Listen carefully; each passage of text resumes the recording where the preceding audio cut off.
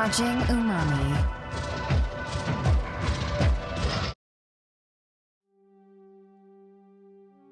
Hey, what's up everyone?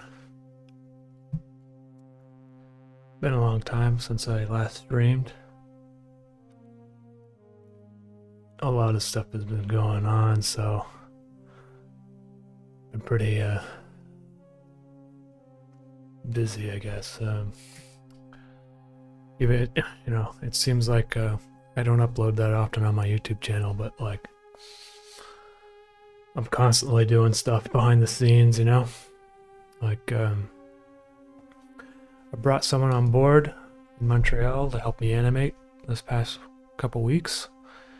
So I've been slowly giving out some piecework, like some shots here and there, and explaining some things, and hopefully it turns into a more, I mean, it's kind of like a freelance thing I hired someone for, but maybe it will turn into a more permanent thing in the future, That'd be cool. Other news, Interface is in the Glass Animation Festival happening right now, between the 6th of April and the 10th, I believe. It's an online film festival.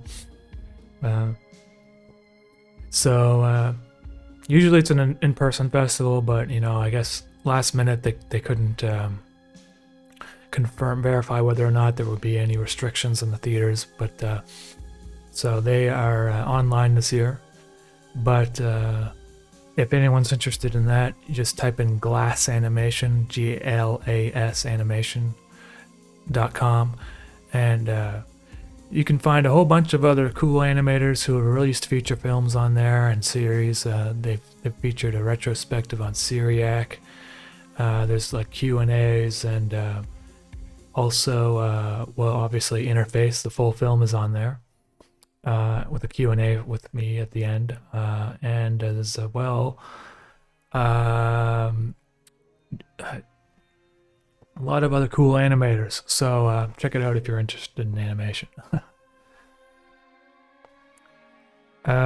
So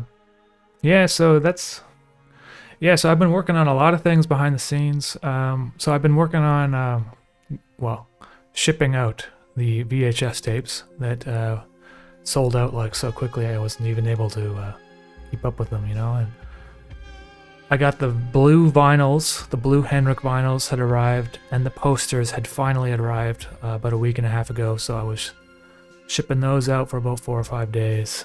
My apartment was a mess, cardboard everywhere, and so the rest of the vinyls, the cerebral electricity shaped ones, are coming at the end of April, and then I'll be shipping those out as soon as I get them.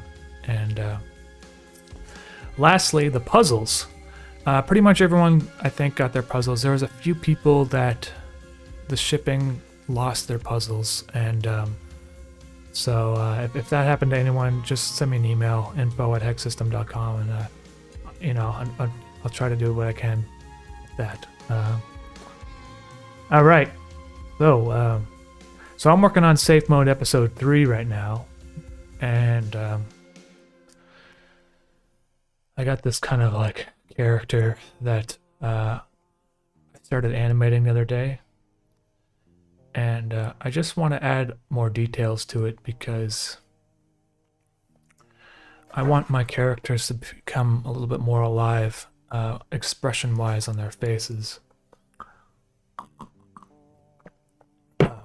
So I'm going to be adding some more kind of like movements to his face, just so that I have more like I can work with.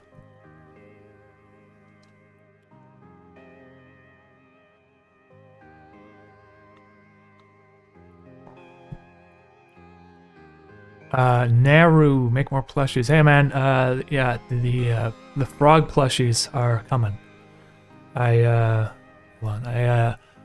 I'm working on a prototype with the company right now, so they sent me the first prototype, and it was a very good effort, but there's some, it's kind of fucked up looking, I mean, in my opinion. So we're working on the second prototype, and hopefully that'll be much better.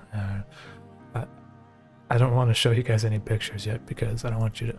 Maybe once the actual final design has been finalized, then I can show you the in progress stuff. You know.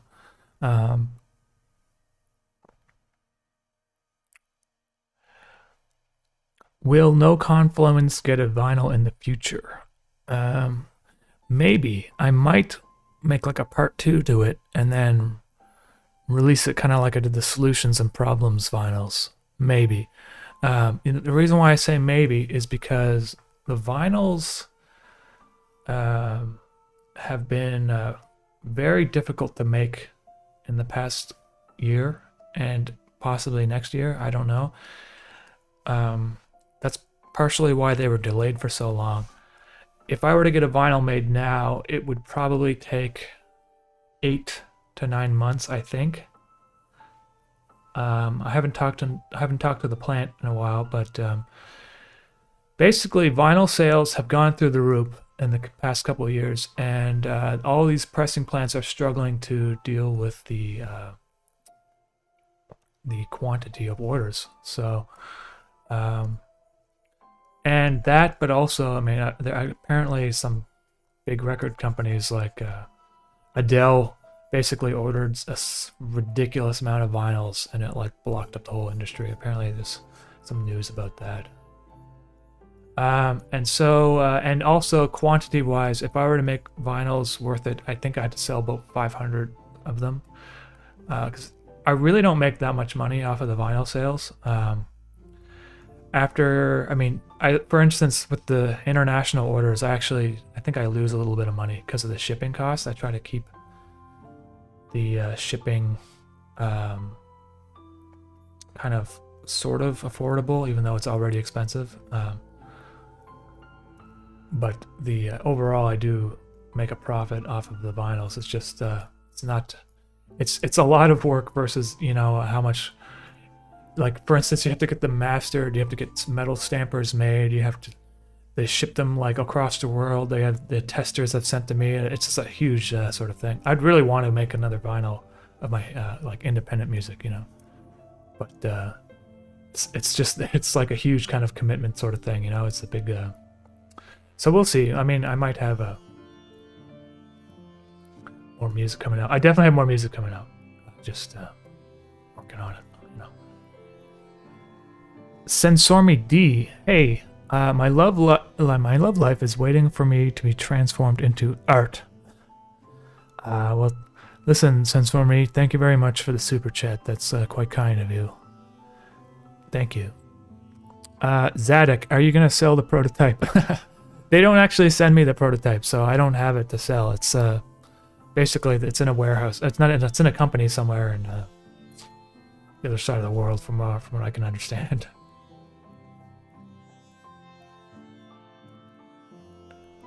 I mean, the prototype is kind of like good in a fucked up way. He's kind of got that like dankness to him, but it's not on character exactly, so it wouldn't be something I would want to sell. Hey Zadok, what's going on, man?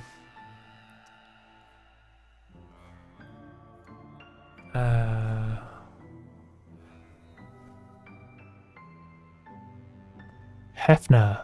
Just came across your channel a few days ago and watched the first part of Interface. Super cool stuff. Obviously love the style, what you're trying to do here. Hey, Hefna, well, I appreciate the comment. Thank you, and welcome to the channel. Puzzle was primo. Good entertainment for when I was recovering from surgery. Rebel Rose. Well, happy you enjoyed it, and hope you have a speedy recovery on your surgery. Hopefully it wasn't too serious.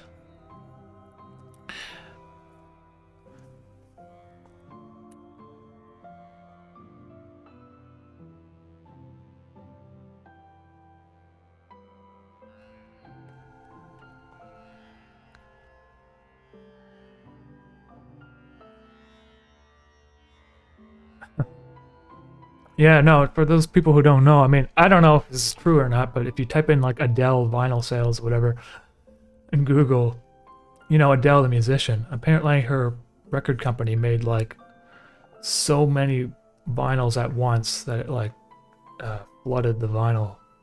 It like was like the artery of vinyl production was clogged with Adele's vinyl order. I don't know. I don't know how true it is, but yeah. Okay, so anyway, I got this eyebrows here, but you see how they're kind of like choppy? Like I want to add a frame in between there, or two, you know? Because that doesn't look so good. I mean, it kind of looks good in a really simplistic way, but I want to get better at animating, you know? And so...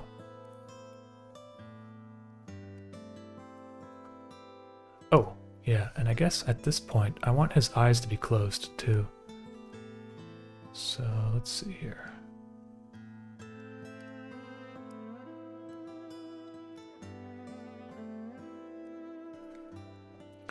Yeah, so I did hire someone part-time to help me animation. Carolina does help me from time to time, too. But she kind of has her own thing where she's doing her own painting series and stuff. And, you know, this way... I hired someone in Montreal who has an animation background, so does really good stuff, and I can send the work and not worry about some of the shots that would take me, you know, some of these shots that would take me 2 or 3 weeks, you know. I can send it out and work on some other stuff, and so hopefully these animations will either two things, either they're going to come out more frequently, which is less likely. But when they do come out, they will be either longer or better animated, like really, really well animated. So I'm really looking forward to doing that, because, you know, I'm kind of at a point financially where I can hire part-time help, and it's all thanks to you guys, you know, everyone who is, you know. Even if you just watch my animations, you know, that's support. And if you post some people, I really, you know, that's all the help I need, really. Anyways, because what I want to do is, I decided in Montreal, if I'm gonna be doing this long term, I really do. I think I'm gonna get a small team of people and make like a little studio here. That's what I want to do. And we maybe just keep making features, you know, online like this. You know, that'd be cool. Okay, so I got these eyes, but I want them to be more closed in this first frame. So I'm gonna kind of draw the eyelids.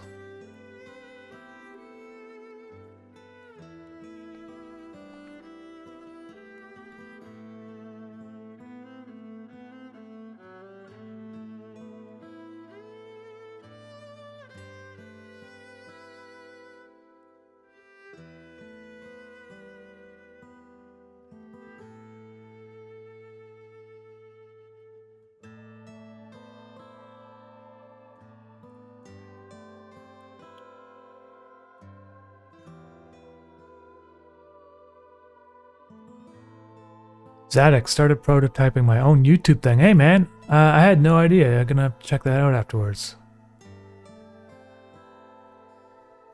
By the way, if anyone's wondering who Zadok is, Zadok helped me with a lot of things in interface, but most notably, he designed the blimp, the 3D model of the blimp, and also the 3D model of the blimp as a baby, and so. That was volunteer work by Zadok, and I super appreciate that. In the end, though, I have decided to move away from 3D stuff, especially for safe mode. I do use 3D stuff for references and getting perspective, but when I was doing the last episode of Interface, I was realizing that I wasn't exactly enjoying the work so much, because the 3D stuff was just so... It's just, I don't really like doing 3D stuff. It's a lot of clicking on like NURBS and math, and like, I'd want to just draw stuff, you know? And so safe mode is distinctly a lot more just 2D, strictly.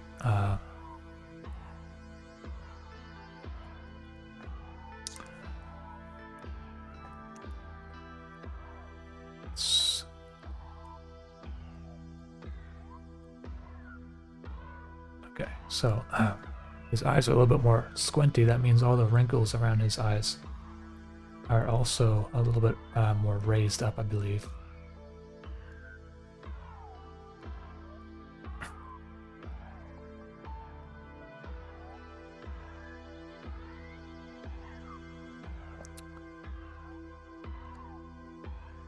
Theola, I don't remember.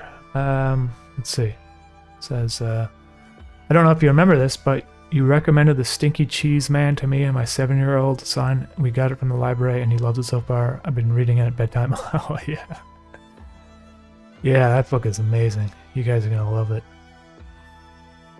That's awesome. That was probably my favorite childhood book. Do you, Gabby N64, do you actually work on stuff while in safe mode? What do you mean, like while I'm working on safe mode? Or, I mean, I work on making the music and stuff and putting out the merch and stuff is kind of like a full-time job on top of the animations, I guess. If that's what you're asking, I'm not really sure. Let's see here. What else? Questions? Next step, object-oriented software. Land Among the Lids is the best song since The Winds. Hey, thank you. You know, I'm really been I've been simplifying my music. You know, with this soundtrack for safe mode. I really wanted to go with a more pseudo-ambient kind of like just a more minimal kind of use of instrumentation, just the synth. I just like the synth because if you think of the safe mode being the synthetic environment, synthetic world, just using the synth is kind of like it kind of like makes the world feel more cohesive a bit. Though in the end of the snooze button song, I use the drums, which I didn't play them live, but I programmed them. However, I am working on a new song, and I have live drums that I played myself. So there we have, you know, some drums will be coming. Because I don't know, I just wanted to wait until I got somewhat okay at the drums before I actually record myself playing them. So it's been about a year and a half of practicing drums.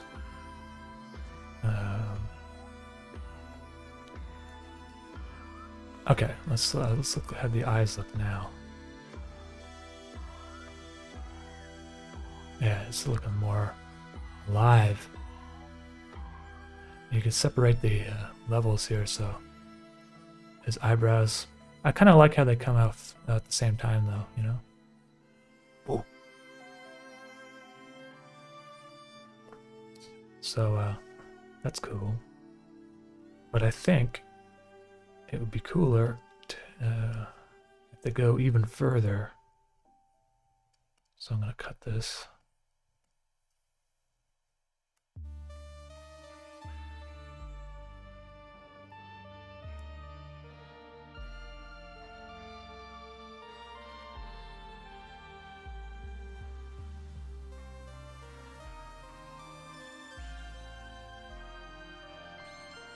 Oh yeah, I kind of just looks, just like half of his pupil gets through the eyelid there, so it's like he's just barely looking at what he's looking at, or he's kind of like thinking, you know, rather than looking.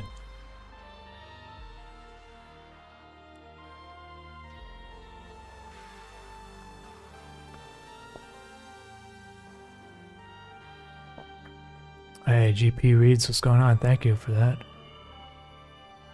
What size canvas is safe mode in? 640 by 480 is. It's the same from. It's the same thing as I use in interface. Sometimes I draw the shots at 800 by 600 though, and I scale them down in After Effects because you can. It's like easier to draw higher, like detail. It's kind of hard to draw with the pixelated brush sometimes. because it's hard to get like the amount of detail you want. So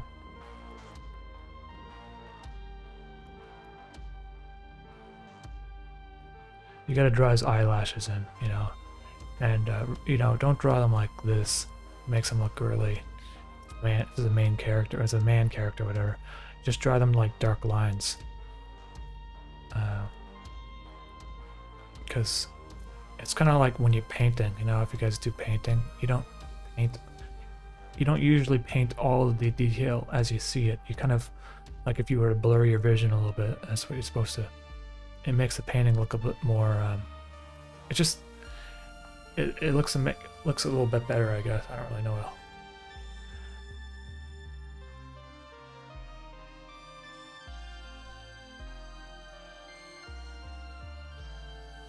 Make the eyebrows, the brows just come down to just a slight amount too, so it makes the animation like a more subtle.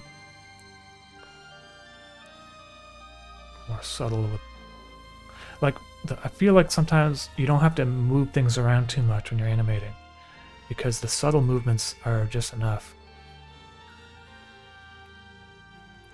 And, this kind of like wrinkle thing or whatever it is, it's kind of like the muscle above his eyebrow.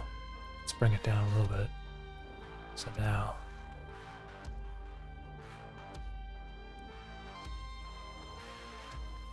I'm not done yet. There's still more work to do here, but this is probably close down here.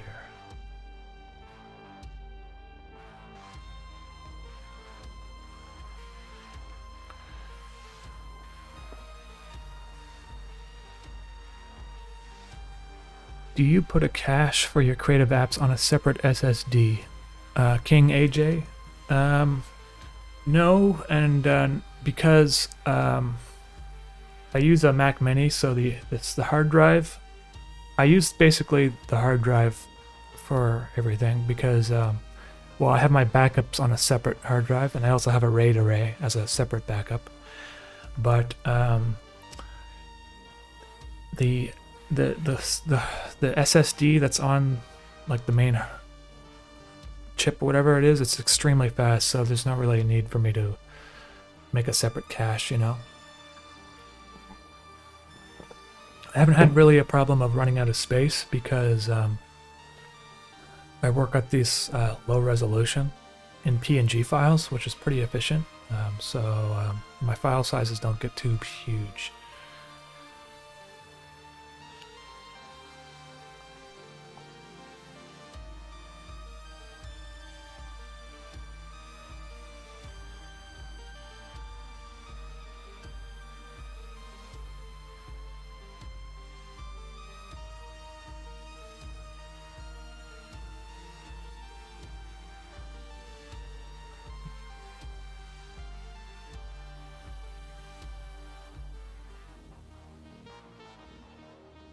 Zadok, recently went to Tesco. Yeah, send you an email. Yeah, for sure, man. I'll definitely check that out. Went to Tesco, and I think some of the teens outside recognize the hoodie. Really, man? That's crazy. That's awesome, dude. You know, I feel like our channel is kind of still small, relatively speaking. Kind of like underground still. I mean, I guess 300,000 subscribers is a lot, but I mean, I don't get that many views per animation, so I don't know where the 300 comes from, but that's cool, man, if people are recognizing some of this stuff out on the street.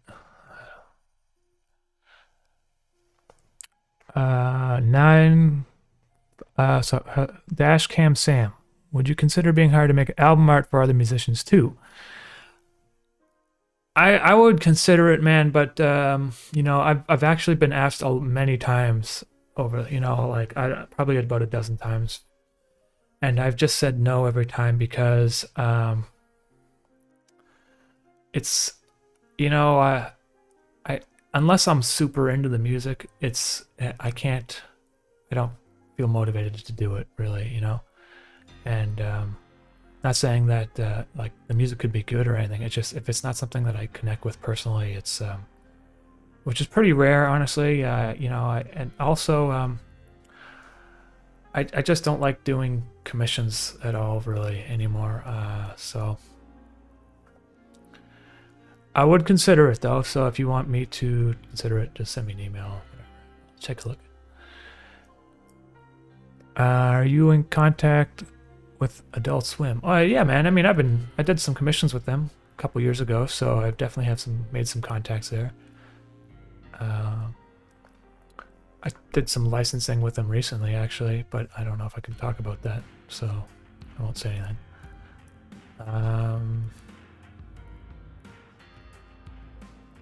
What else?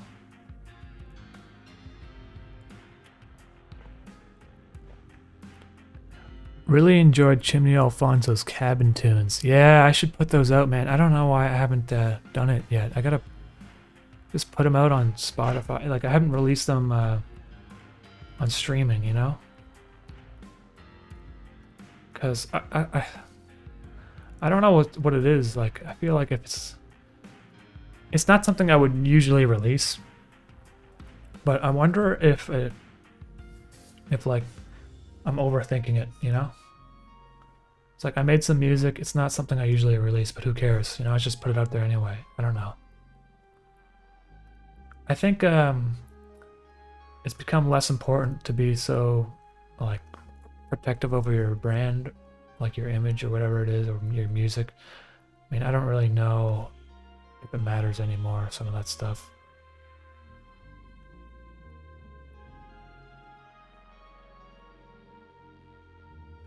It's not like it's bad music, it's just that it doesn't sound like anything else I've made, really. It's kind of different, but maybe that's a good thing, I guess.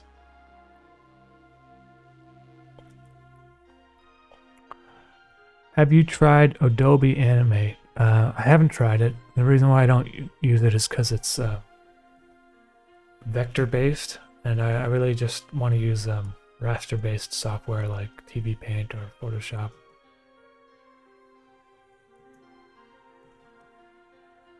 Yeah, see? No, that's a little bit better.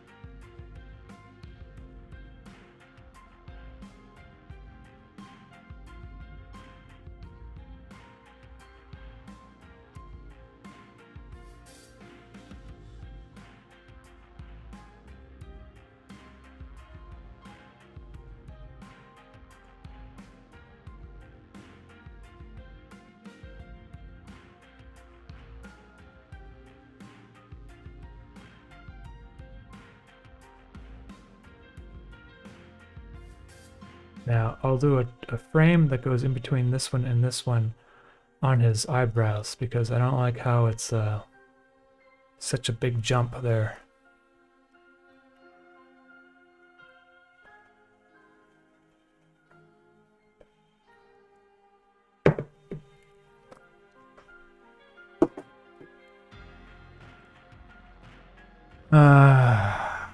Just a quick question because I'm curious. Was Solutions and Problems sides of the vinyl not supposed to match with the original video tracks, or was that just an issue with pressing? Oh, so the reason why I moved some of the tracks around is because when you're making vinyl discs, it basically the less space that you use, the better it sounds, if that makes any sense. So the first part of Solutions and Problems and the second part of Solutions and Problems had a different total length. And by mixing some of the songs around and changing the order of them, I was able to make a more equal length of runtime on either side of the vinyl. And so basically, you want to do that so that your music sounds the best it possibly does, because it's on the outside of the vinyl record, which as the music goes closer to the center of the record, if it gets really close to the center, it will lose some of the clarity of the sound. So by balancing it out like that, you're using the maximum amount of good space on a vinyl record. That's all. I didn't have to do that. I could have kept them the same as they were in the videos, but I figured people would just want better sound than, making things like that.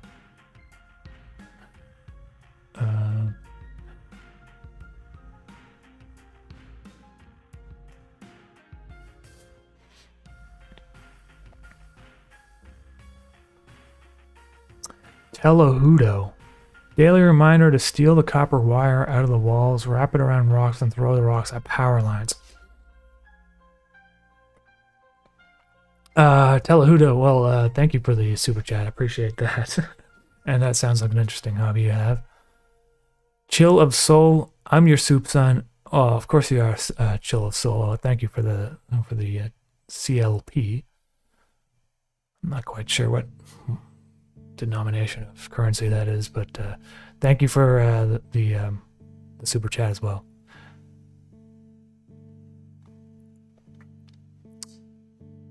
Yeah, so anyways, I'm releasing the safe mode music simultaneously with the episodes now, because when I was making the interface, I was waiting until the very end, and I was waiting until like the parts were released before I did that, and there's not really a reason for me to do that anymore. I mean, I did it because I don't really know why I did that. Because when you release things on Spotify, you release it as like an album, So when save mode is finished, I'm gonna have to take down all the singles and just replace them with an album using the same UPC code or whatever it is, so that they don't get removed from your playlist if you favorited it, but they just become... I don't think you lose the views either, but it's kind of a complicated thing. And I wasn't so savvy on that before, on how that worked exactly. So I'm doing the music comes out on simultaneously now on Spotify and like Apple Music and stuff like that.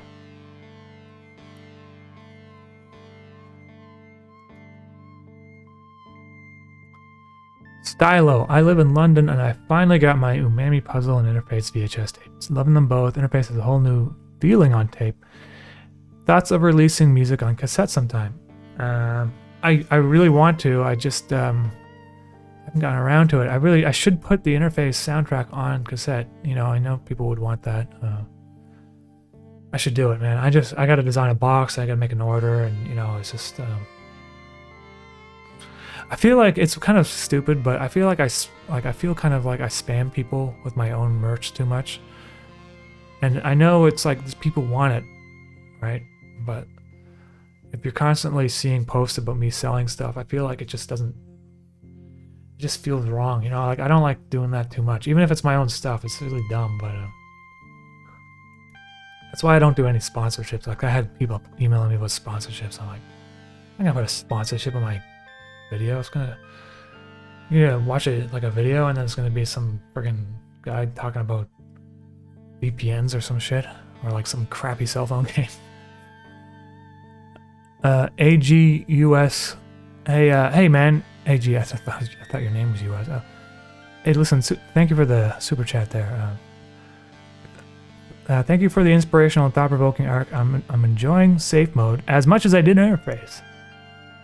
Well, that's excellent news, because it's fundamentally a different series, even though it has there's crossover. The mood of it's going to be completely different. It's just going to be, it's laid back and going to be funnier, and it's going to be lighter, you know. There's going to be moments that are going to get kind of heavy, I think. I mean, that's just inevitable with everything I do, but like I want it to be just more fun. And I think the first episode was like a taste of it. The second episode definitely felt more fun. The third episode is going to feel amazing because I got some fun, really cool, wacky stuff planned for the third episode. So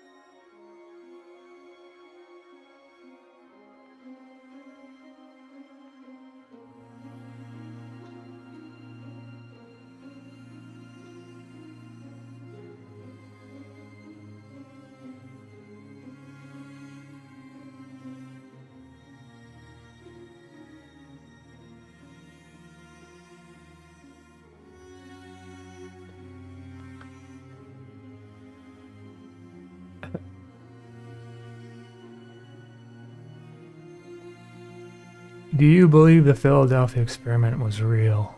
I don't. I think the reason why, well, I read into it. It just sounded to me like a case of miscommunication or misidentification of a boat in a certain location.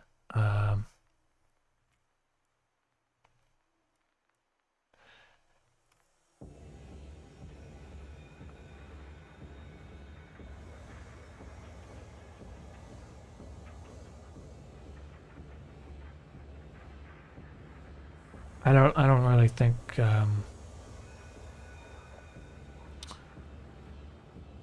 like there was a degaussing technology, but it was basically, I forget what it was exactly, how it worked.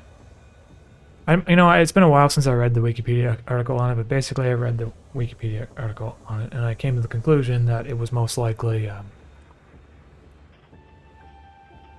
urban legend. You know, people were more susceptible to believing that kind of stuff back in the 30s and 40s, I believe, you know, with the... I mean, think about it. Back then, like, the Ford Model T was like 2010, not 1910 or whatever, or early, no, it was 1900 or whatever. Like, the Ford Model T, airplanes were just becoming a thing. You had World War I, World War II, and all these jets, tanks, technology and stuff came out of like a period of like 2 decades. So you're like you're more likely to believe that, oh yeah, like some ship can do this crazy teleport thing, you know, why not? I mean, we couldn't fly 10 years ago, or 20 years ago, or whatever it was. So I don't know, but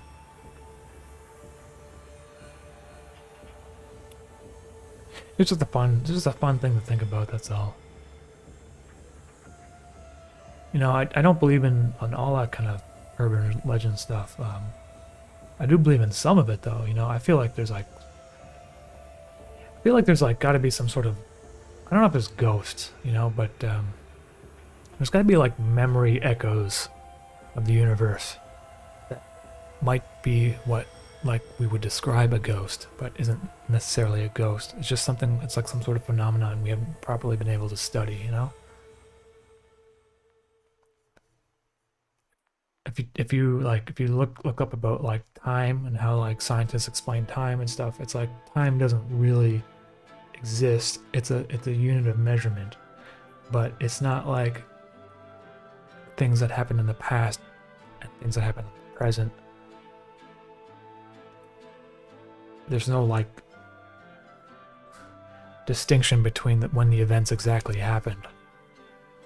So maybe there could be like some sort of phenomenon of like memory echoes and that sort of thing, and sounds that repeat or something like that. Okay, what am I doing here? The eyebrow on this. I usually animate a lot faster than this. I just, whenever I'm talking and stuff, I can't like multitask at all, so I don't really do live streaming that much. Okay, so there we go. Yeah, that looks better. More smooth.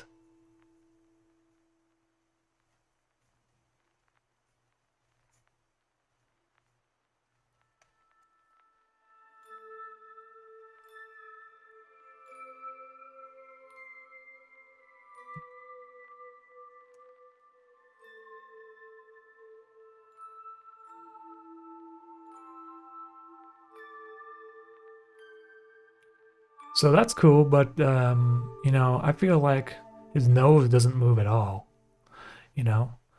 And even if it just moved like a little bit, it would kind of make his face feel more alive than it does currently. So I'm going to do that to his nose. I'm just going to bake all these files in because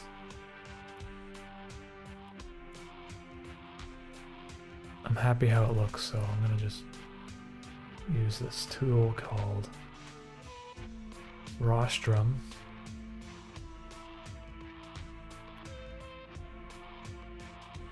And now all those layers are in a video layer, and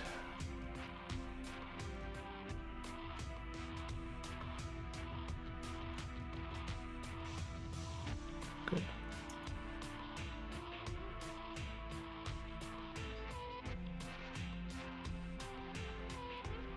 So I'm not really going to even change like anything about his nose. I'm just going to redraw it, and you're going to see that it will kind of make things look a little bit better when you just have like a moment where his nose just shifts.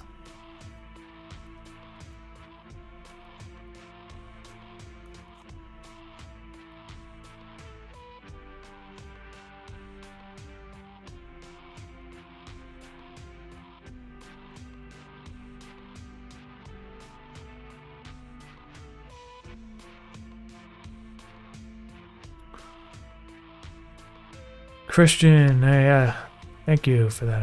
Happy you enjoyed the puzzle.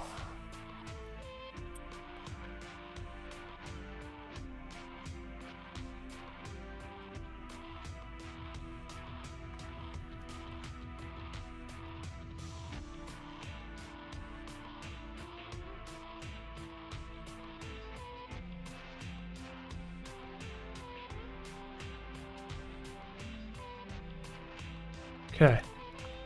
So now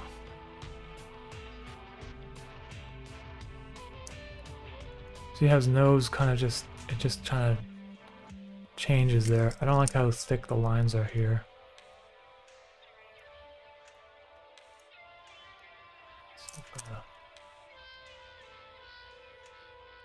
So what I'll do is probably have the nose change while he makes the shape of his eyes.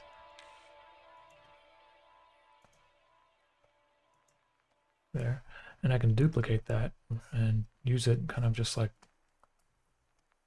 over here.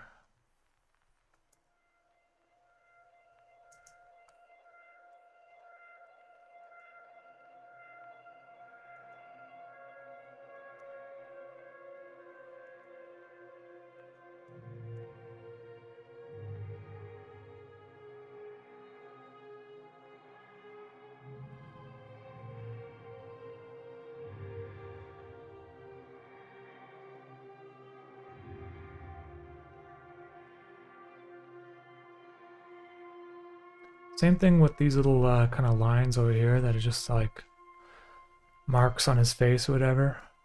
if you just like redraw them, sometimes it just makes the rest of the face, because like if he's moving his eyes around, there would be like the skin would move around, and so there would be a little bit of movement everywhere. And I don't usually do this much, but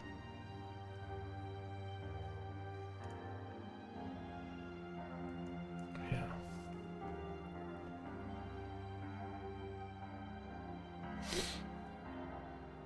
Can his nostrils flare a little bit? Yeah, I can do that, because in this previous shot, he's actually like eating something, so he would kind of like, his nose would move a little bit like that. So I'm gonna do that down here. I'll just color in this part of his nose white.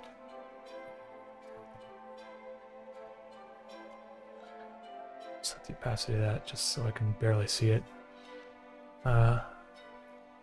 So to flare it out, you would have to, I guess, kind of make it more look like curved, I guess, because he's like sniffing. This would change too.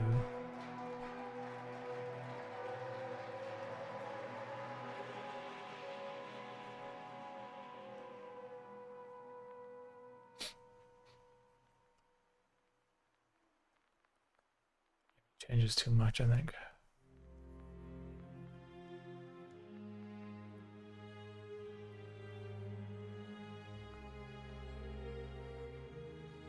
And I think if he is sniffing, then maybe I should have a hint of the other nostril on the other side there.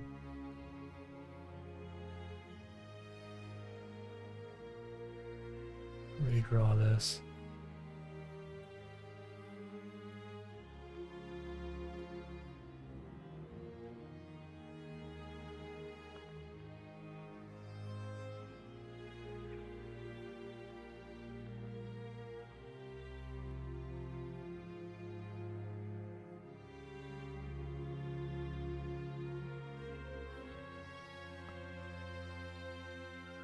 Yeah, I actually did update my FAQ, and then for some reason it didn't update, and then so I updated it in OBS software, which you apparently can do, but it didn't work. So I'll just like copy and paste it. I can't do it now though because the manage broadcast button is disabled because I started streaming. So I don't know.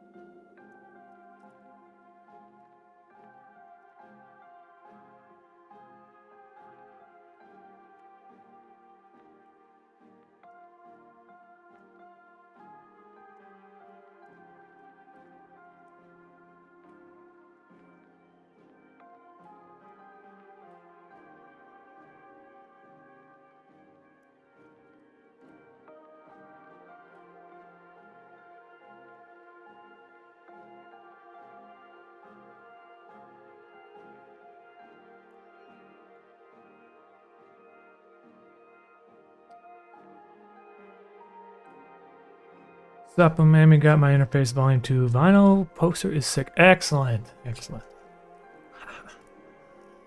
Yeah, sorry about the delays. I just vinyls, but the posters, there was problems with the posters initially, so posters were worth it though. They printed out really nice. Really makes a difference when you photograph your painting at such a high resolution. See all the little brush strokes and stuff and the details. So Carolina helped me with that painting. She basically painted Mischief, and I added the shapes in. I gave her like art direction, like what I wanted it to look like. But hey, a little known fact about the placement of Mischief's hands and feet on the album art for Volume 2. But if you were to imagine he was a clock, his hands are pointing to the 1, the 9, and the 4 and the 3.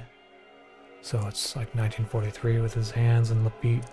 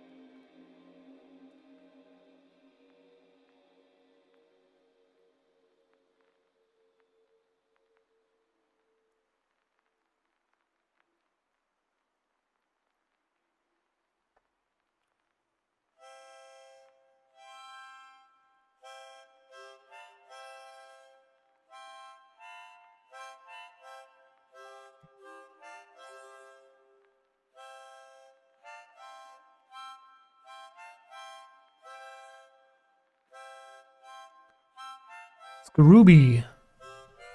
Hello.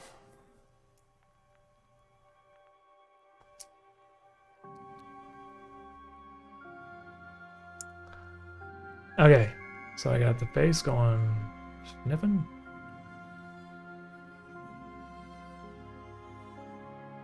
Yes. You sniff. I'll make him sniff twice.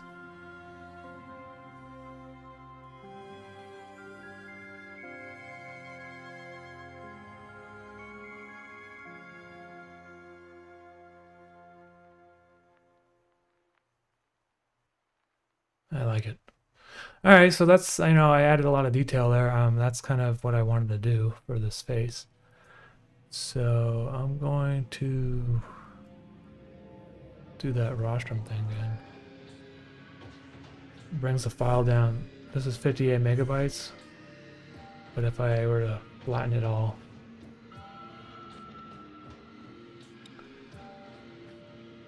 it becomes a lot smaller.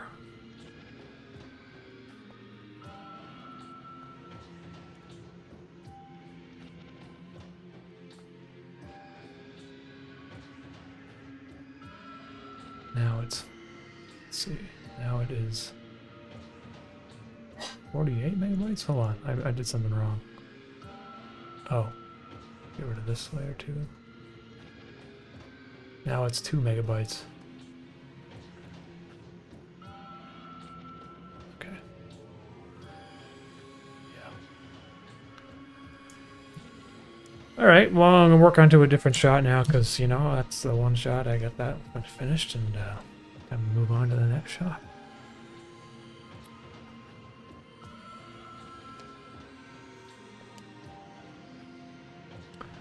Generic. Hey, well, I'm happy that it does. Thank you for that. Okay, let's see. I want to ruin stuff here, so 640 by 480.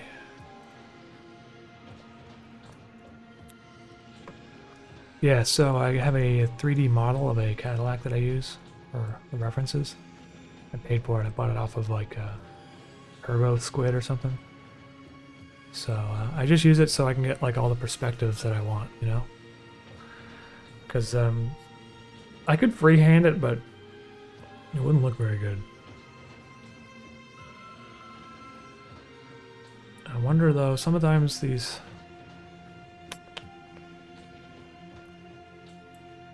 Probably shrink it down just a bit so there's more space.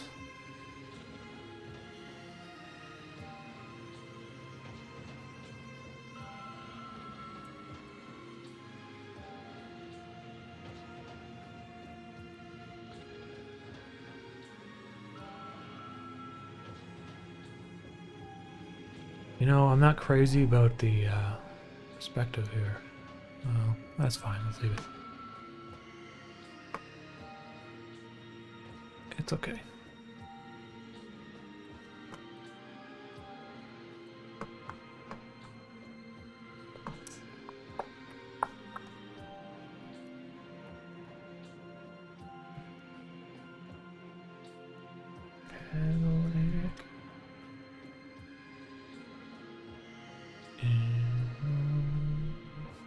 Driver's side.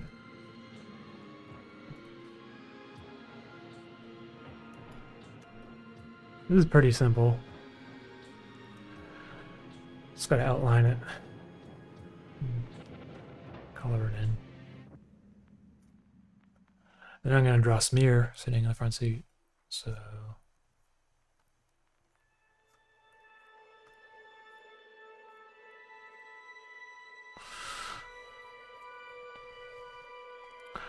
just want to say that Lana was a lovable, fun character, and I really loved Snooze Button's somersault locomotion as well. Yeah, well, thank you. I need different characters, you know. I want some new characters, freshen things up. I need a female character that speaks, that's younger, I guess, or, you know, just different, not so somber all the time, right? And that's my goal with this series of safe mode, is to have just a lot of interesting, strange characters. You know, Interface had some diversity of characters, but there really wasn't that many. You know, there was Mischief, there was the Hand, there was the Chef, Octopus Chef, there was Kami, there was but there wasn't like that many. There was like the River Spirit as well. But I want safe mode to be more of a smorgasbord of just strange beings and stuff, because it's just fun to animate them, and I don't know, I just feel like it, after doing Interface for like 4 years or whatever it was, I'm like, I needed completely just change something, because I need to keep it exciting for me, you know. And so I think some of these like funnier, smaller, wackier characters are going to be more prominent. And yeah.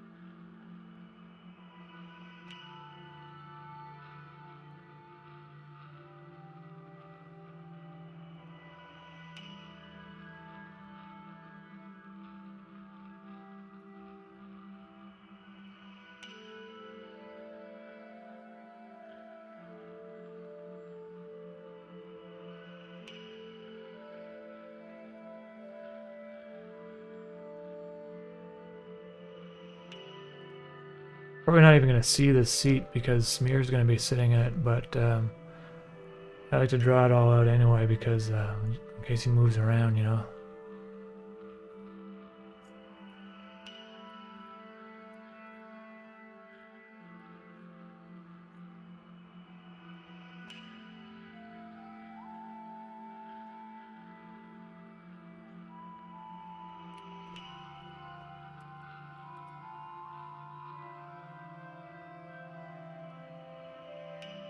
I really like that safe mode is more dialogues than soliloquies. Hey, yeah, that's the major thing too, you know.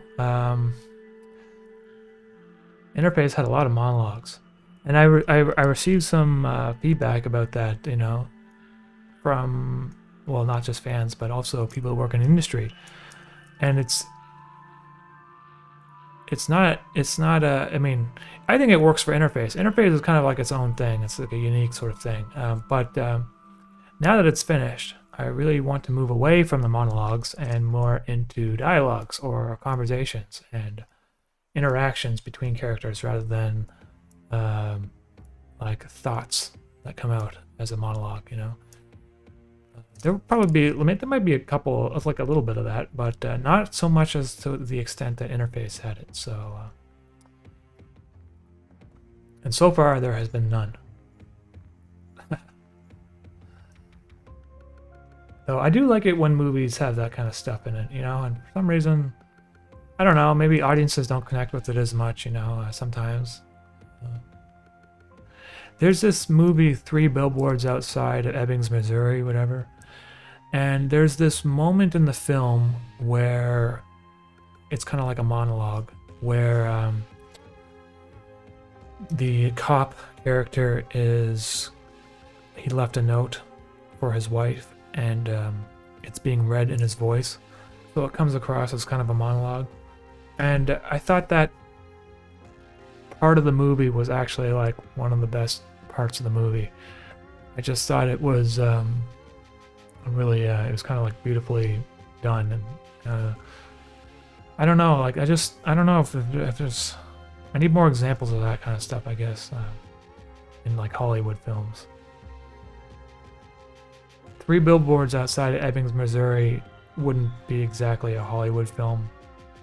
It's a like an independent film with a couple Hollywood actors. However, if you haven't seen it, I recommend. That's a good movie. I like it now.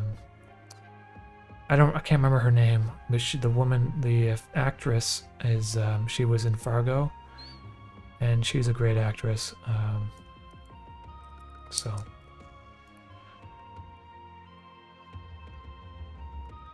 Okay.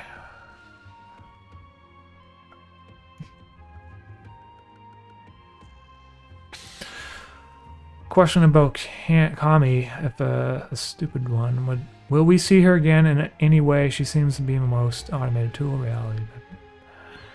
Well, that's a good question, G-Steph. You know, she probably won't come back in the way that she was presented in Interface. Whatever comprised of her being and soul or intelligence, whatever, has been absorbed by the interface. And perhaps there may be aspects of the safe mode that incorporate her character into other characters. But she won't show up as a robot necessarily. Because she is officially destroyed and because she's a robot, her physical form doesn't really carry over so much because it was like a man-made thing. I guess, yeah, so, you know, I don't want to say too much about that sort of stuff, you know, because I don't really know what I'm planning to do 10 episodes down, but, yeah.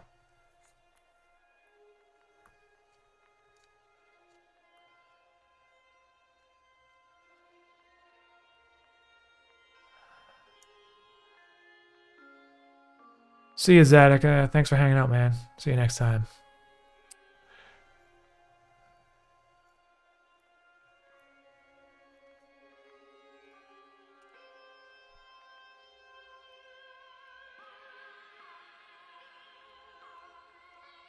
Yeah, so I'm just drawing some shots for the next episode, which are kind of, I mean, nothing crazy, nothing like super exciting, you know. But these shots need to be drawn, so just different angles from within the car, you know. If I was really lazy, I could just draw like one angle from the car and just have a whole conversation in there. But I really want my animations to come across as like almost like if you filmed it with a camera. And so you would have all these like angles and stuff that like animation usually kind of skips out on sometimes.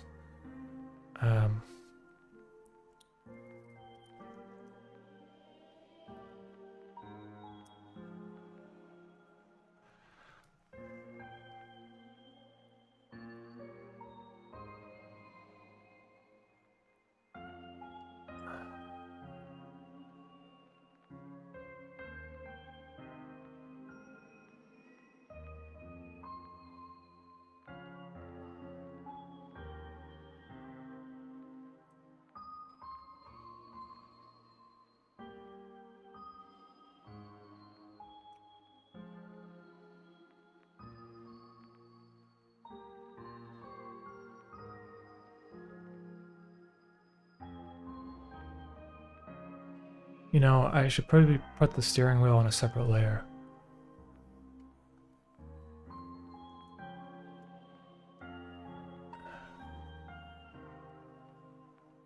Because something might go behind it or something, you know?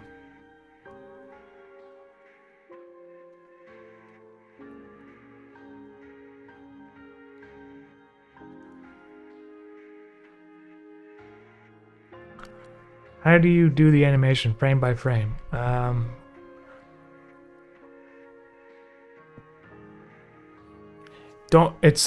I mean, it's mostly frame by frame. I do like some movement in After Effects, you know.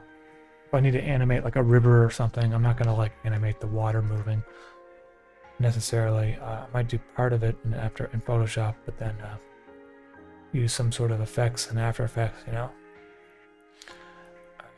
Sometimes I do like rotoscoping. So it's a lot of it's frame by frame though, yeah.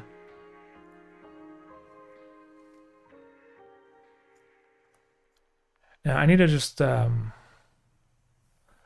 at a reference image for a second because I want to make sure it's the same as that I drew it.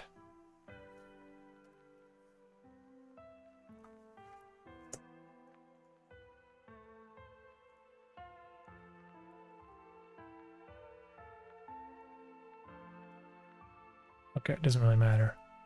I guess I should open this shot up just so I have the color reference for later.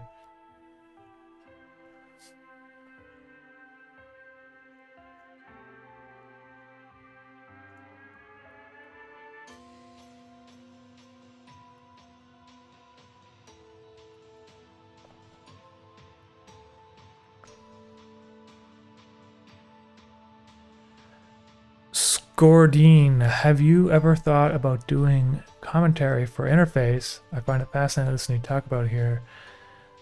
You know, I've been thinking about doing it like for the DVD or something, that I'm Blu-ray or whatever, but I don't know, man. Like I just can't think. I can't talk about it anymore. Like I know people ask me questions on here, but like my brain is like burnt out from Interface. Like I just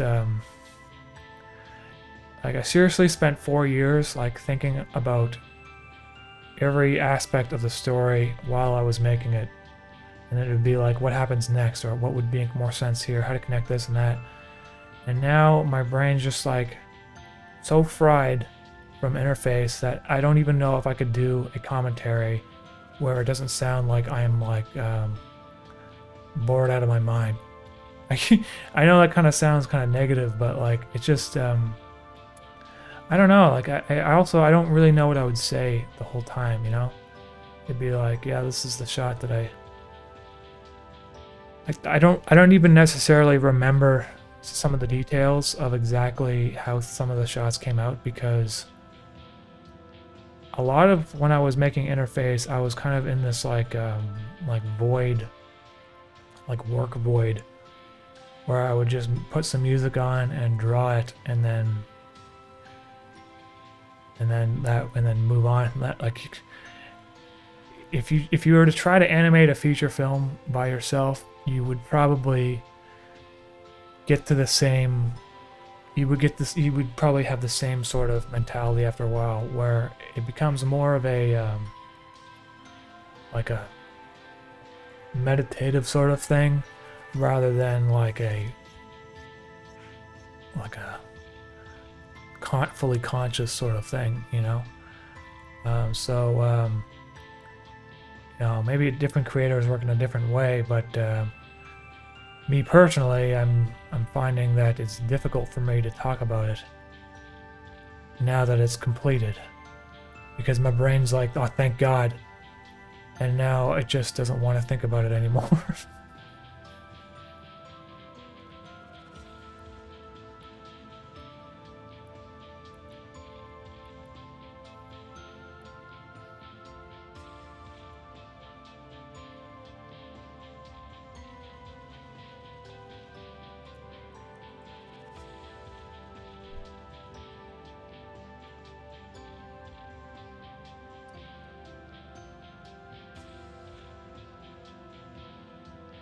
What did you think? What do you think of Kandinsky? So the painter, I believe. I don't like know enough about him to really talk about him. I just know I like his artwork, and I think if I remember correctly, he painted in suits. Like he would wear a white suit while doing those paintings, which is kind of obscene because every time I try to get to do paintings, I get paint on myself, and I don't know how he painted in a very precise way for someone who makes abstract art. It's not, I wouldn't really call it abstract art, really. I mean, it is abstract for sure, I guess. It's more like geometric with like it's like spontaneous geometry or something. And what he painted, it was he also, he had synesthesia, so that he could like, he sensed his paintings in a different way. Like he could like music, or was that? I think he did, didn't he? Kandinsky. I gotta look that one up to verify. I'm not 100% sure. Sometimes I get my artists mixed up.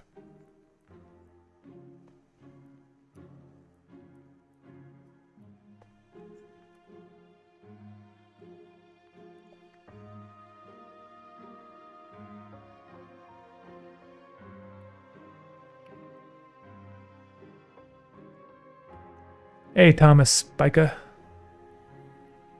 I mean, I don't really say much on these live streams. I just kind of ramble.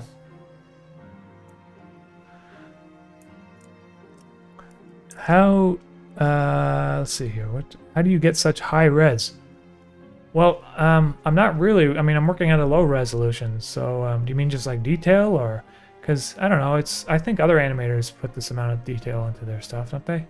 Or some of them do. I mean, maybe not all the YouTube animators, but.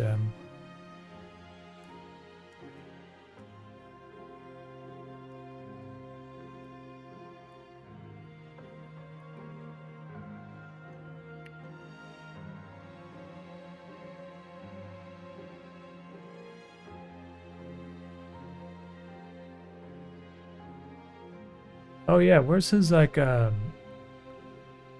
it right here. It's the what do you call it? The sun blocker. Sun blocker. What's it called? The visor, sun panel thing for the car.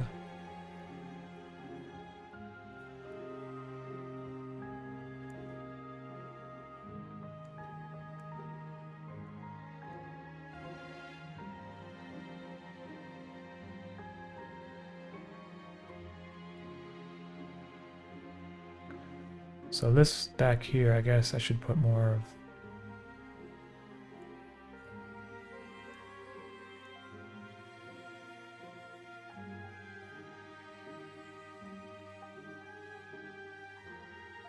Some lines here.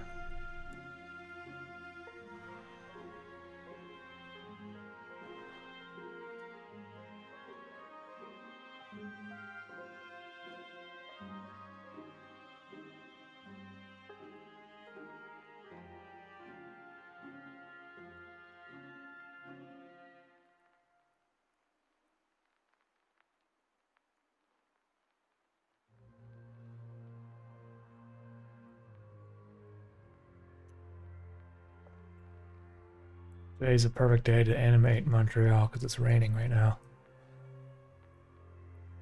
Yesterday I went for a nice bike ride, you know.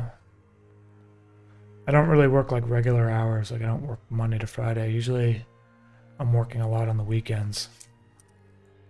Like animating and stuff. Okay. I like it. That looks pretty good. Get rid of my reference shot.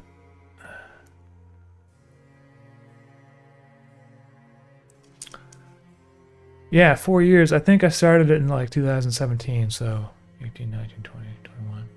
About 4 years, yeah.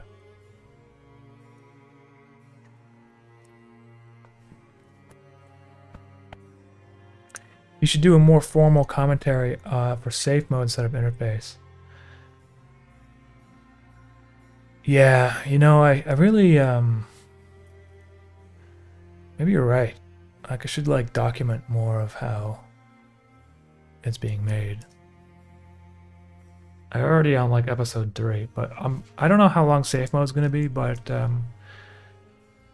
if things continue as they're going, it's probably going to be another feature film. Like, I might just do what I did with the interface with safe mode. Maybe. I mean, I don't want to get your hopes up, but you know, it's probably going to happen. Oh, I should color on the steering wheel separately for now.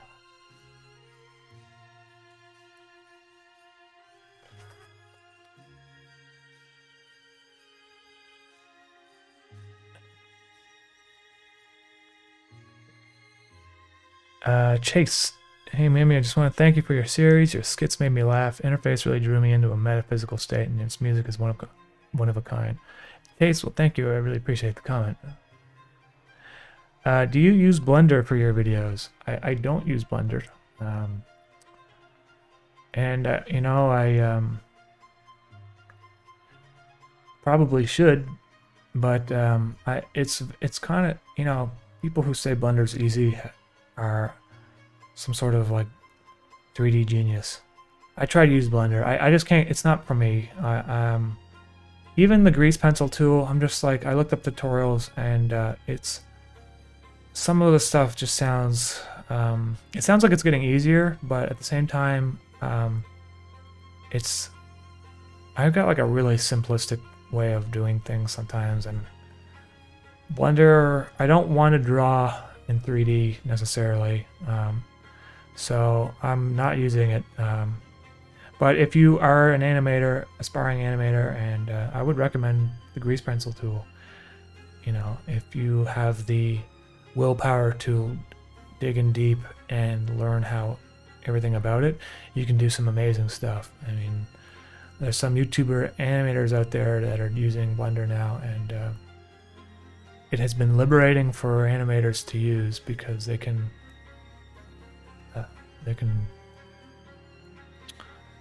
do some really cool stuff with it. It's completely free, so.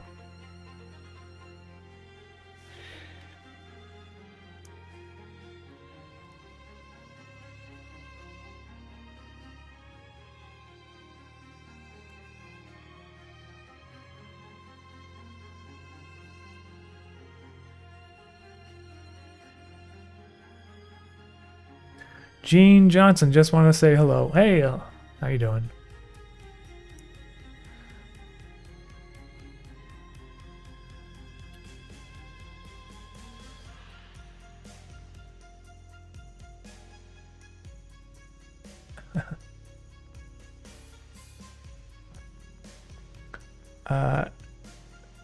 That's cool. You like Lauren? I just posted a clip of Interface on my IG, and I just happened to be right after.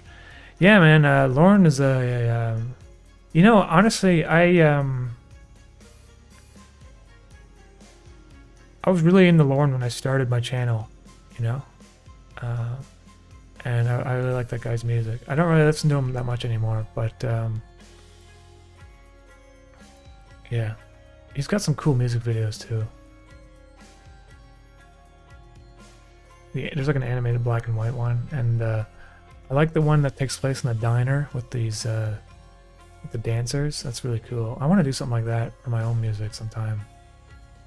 I just I don't, like, technically before I did animations, we ran like a video production company here in Montreal, and that's, but I just don't have the I don't know what the word is to do something to that scale. I'd probably have to just hire someone at this point, you know, to make those kind of music videos. I don't have the necessarily a background in that I feel comfortable doing. That's kind of cool stuff though. It's a lot of planning, working with actors and actresses and craft services and project management. You know, it's maybe it'd be like I'd hire someone to, you know. I don't know if it would pay off though too, you know. The music videos are expensive to make. Like real ones, like not just animated ones. Well, animated ones too, but I don't really costs associated with that because I just do them myself. Anyway.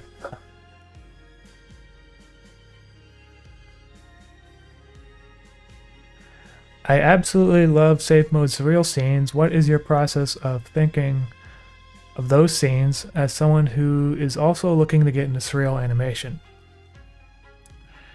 Um,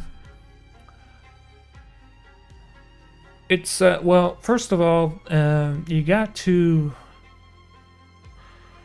I feel like this kind of perspective is something that's not done enough in animation, really. You know, there's a few animators on YouTube that does stuff like this, where it's like, imagine a camera actually being used. There's a lot of flat perspective sort of stuff. You have to kind of make a style that stands out in some way. You don't have to. If you have a really great story, it doesn't really matter that much. People will still watch it. I mean, just look at look at how popular some of those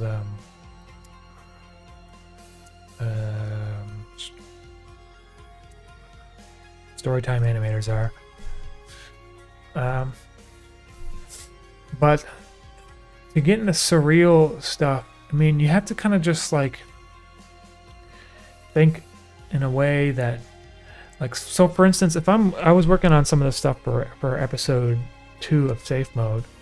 Let me just show you, actually. I'll just open it up and we'll go through it.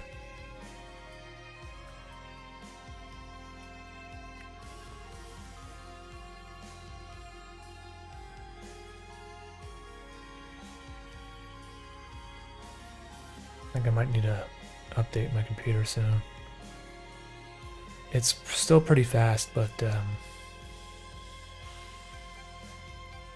think it's like 4 years old, 3 years old now, which is not super old, but kind of takes a while to turn programs on.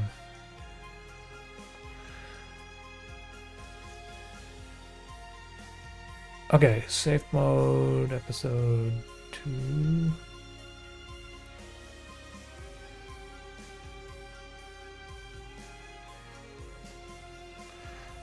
Yeah, so I don't know, like, so for this shot, I was like, wait a sec, she needs to be in her bedroom and there's flowers everywhere, right? And I was thinking, oh, I gotta draw a bed, I gotta draw a window, and I actually even started a shot where I was like drawing a bedroom for this character, and then I was like, oh, this is just boring, like, just something about it. Let's see if I can find the shot, first of all.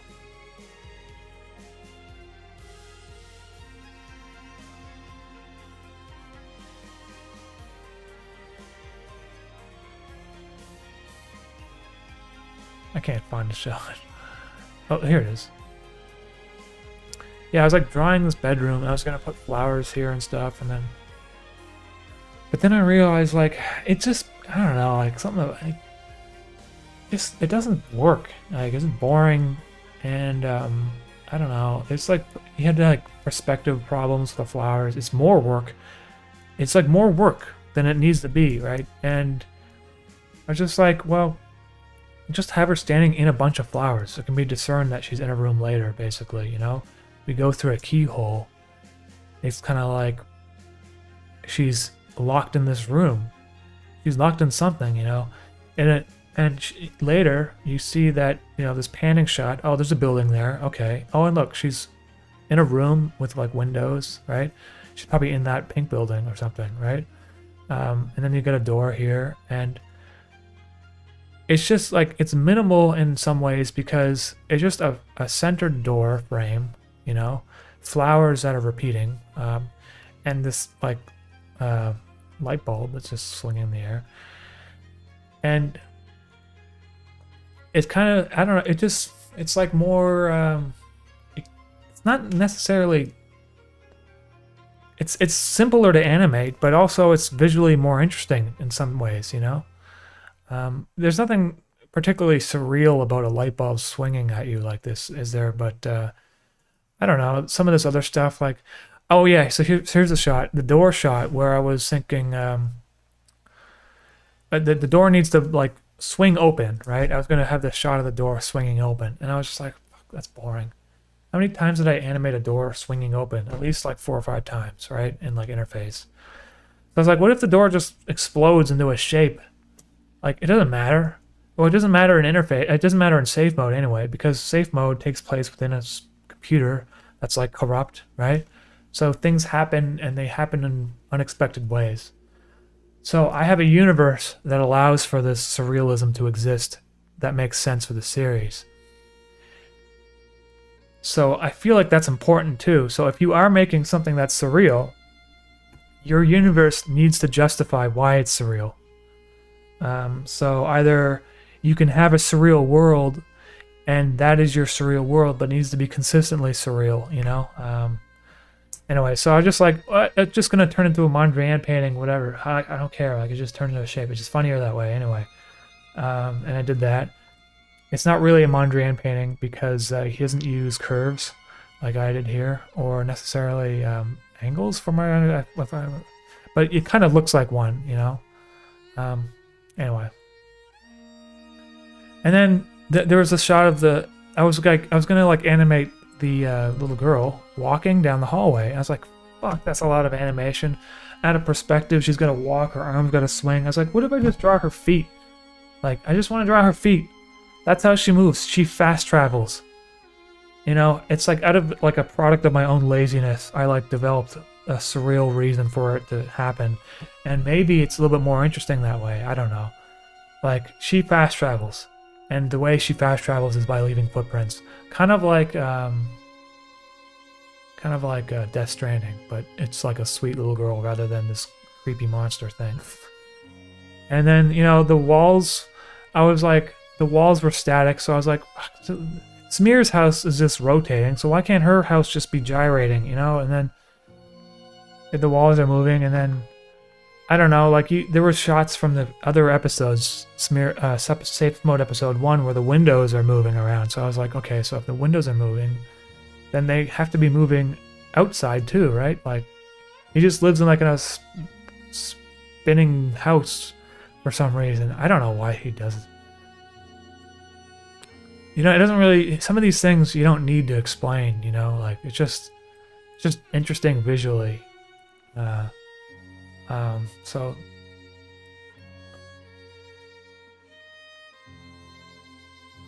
and there's some things that are kind of normal about it, like the grass kind of blowing in the wind. Kind of ties it back to reality a little bit.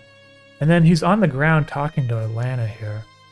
Comes out, right? But then I decided, well, I'll just change the background of him, you know? Like, just change it to a spinning bricks or whatever, or even change the colors of it, you know? And he can even change the way he looks. Like, I don't care if he changes off character, you know? Every time he moves around, he's got this bizarre, different look to him, you know? Kind of like, he doesn't really have a look to him. He's obviously got a butt head. He's purple. He's wearing a tuxedo. But, you know, he shifts, like, orientation and like, character kind of just visually based on the scenarios that he's in. With Lana, that's probably going to not happen as much. Smear is just like a smeary character, you know? He kind of moves around and I don't know. And then, like, for this shot, I was like, so I have to what? I need to cut to a shot of him, like, sitting at the bottom of the car, getting up, and then, like, going into the seat. I'm like, I don't want to do any of that, so I'm just going to have this weird placemat shot where he's, like, sitting with all the elements of the scene within it. And he still responds to her, but he's just, like he's like a sticker or something. He's like some sort of graphic, you know? And people watched the series, and they weren't like, wait a second, I don't understand what's going on. Well, some people were like that, but they weren't like, wait, this particular shot where he's like massive for some reason, that doesn't make sense, you know? Because there's so many things else of this like with the animation that doesn't really have an explanation, you know? Like, why is it that when the flower comes out, where is it? Right here, the floor is like rotating, you know? That doesn't make any sense. You know, some of these, Jesus Christ, dude. Krishna, you gotta stop spamming the chat, dude. Please. I don't know, I just look over and it's just like, okay, just give me a second here.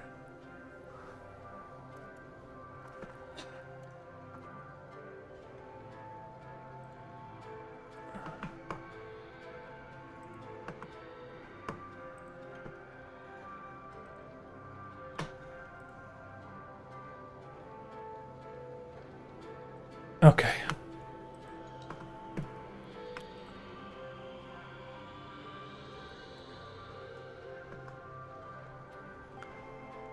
All right. So sorry about that. I just muted them. You got. I mean, you gotta get. You can't just flood the chat here. I don't. People asking questions and I'm missing them. Alex, Kansas. Hey, man, what's going? Alex, Kansas. You got a check mark there. I haven't seen your channel before though, so I'll have to check that one out. See here. What was I talking about? Oh yeah, I was going about safe mode episodes and stuff. Let's see here. Okay. So yeah. So if you're doing something surreal, you have to kind of justify why it's surreal, but then when you do stuff that are surreal, you don't have to explain it. So that's kind of like a contradiction, I guess, because there's no explanation for why the floor is rotating in this shot, or there's no explanation for why this light bulb is or this door turns into a Mondrian painting, but the environment in which this stuff happens has an explanation, which is the universe is like spontaneously creates these surreal scenarios as part of the way it exists in the story. Safe mode is like a virtual representation of reality, kind of like a video game, and it has glitches, and that's how I sort of justify this realism. If you do that, then I feel like people will connect more to your story because it's grounded in some sort of reality even when it isn't.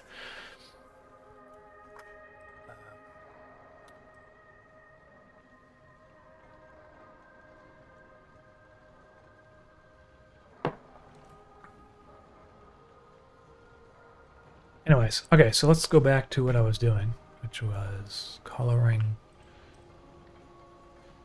So I guess I had colored it in green here. His seats are red. Okay, so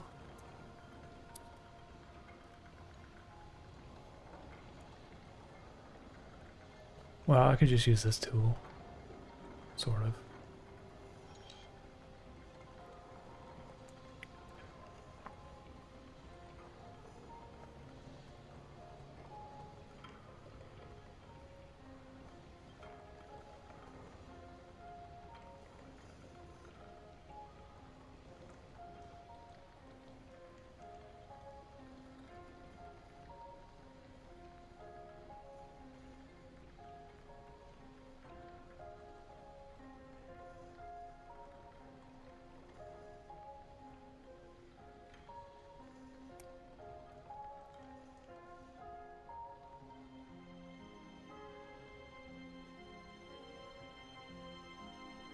Sutton Jill. Hey man, hey Gil, I got the puzzles today. Thank you, buddy. Alright man, thank you for that, dude. You didn't have to do that. Appreciate it.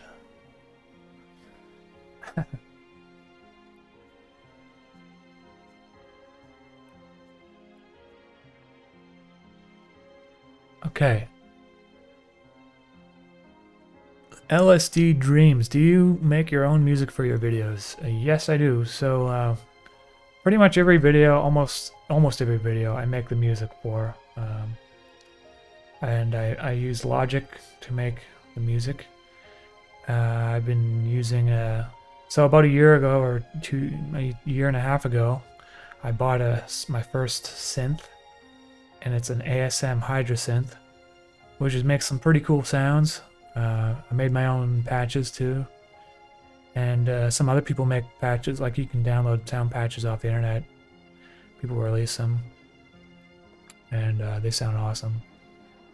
So it's a digital synth, but it's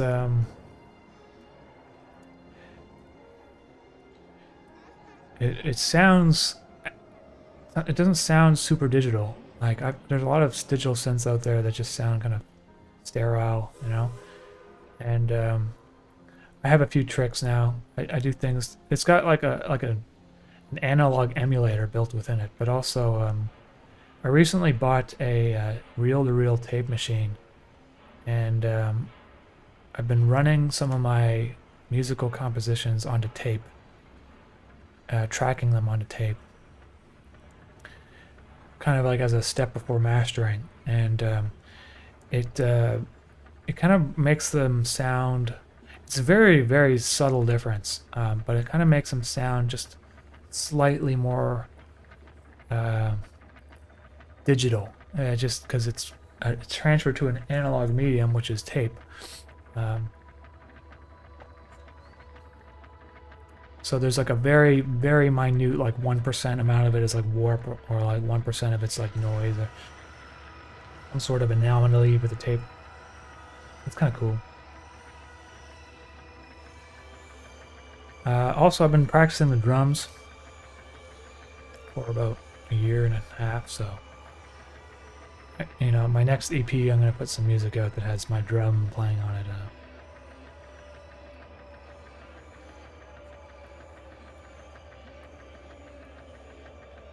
Anyway, there we go. Okay.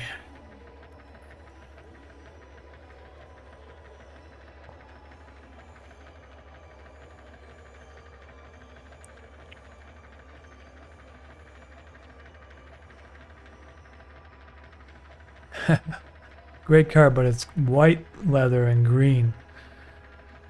Well, this is not quite.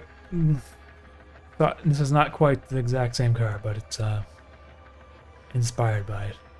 It's kind of like a Christmas colors on the inside.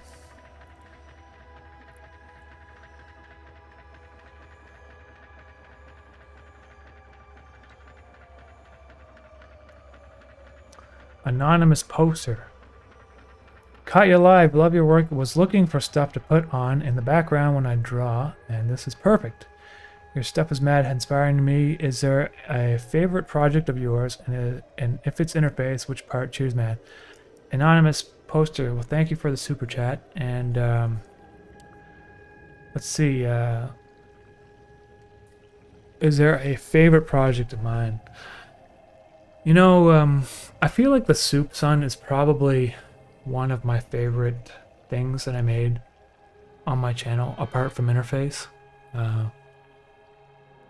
Interface is probably my favorite for now, but I feel like once safe mode is finished, safe mode might replace that. We will see. I don't really think of that my work in terms of favorites too much, you know. Usually it's like I release it and then I don't really revisit it, really, unless there's like a graphical error that I made, like a problem with the release. And then I have to go in and fix it, and I re-export it for the archive that I have. Like, with Interface, there was about 20 visual glitches that I didn't notice when I released the episodes. And then I eventually fixed them all for the digital download release and the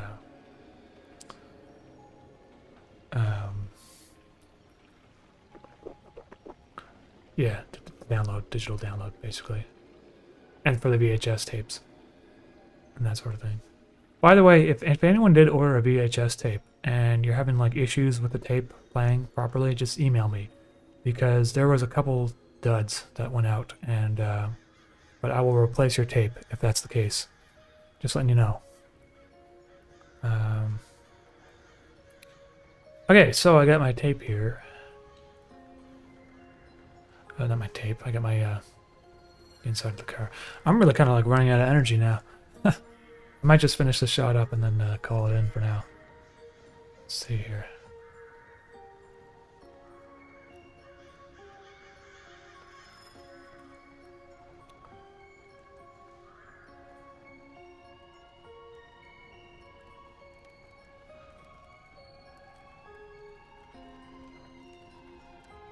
It's like an LP with dust on it. Cannot beat that. Well, actually, you know, the thing I was surprised with is the reel-to-reel tape machine is super high quality. Like, there is a difference, and if I run it at low speed mode, you definitely notice the difference. But I don't want to do that because it kind of makes it rolled off the high end a little bit too much for my liking. tape machine is like very clear, you know. And I was kind of worried at first when I first got it because I guess it just needed to be cleaned, basically. So I just cleaned it, and a lot. There was a lot of crap on the tape heads. Let's see here. Okay, so the bass. Okay, so this should probably be just...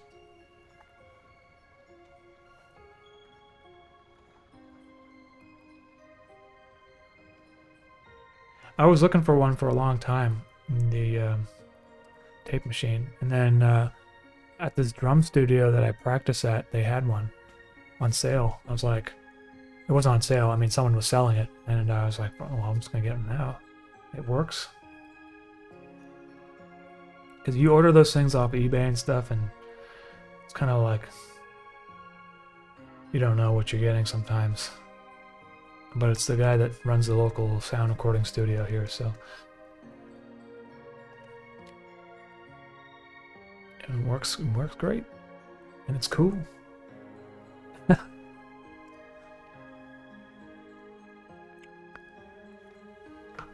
Yeah, so I'm basically gonna like run some of my soundtracks to tape and then have them mastered after the fact.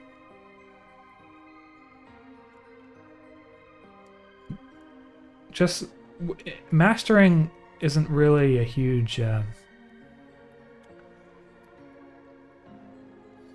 it's just basically getting the levels correct so that your songs kind of all have the same volume, really.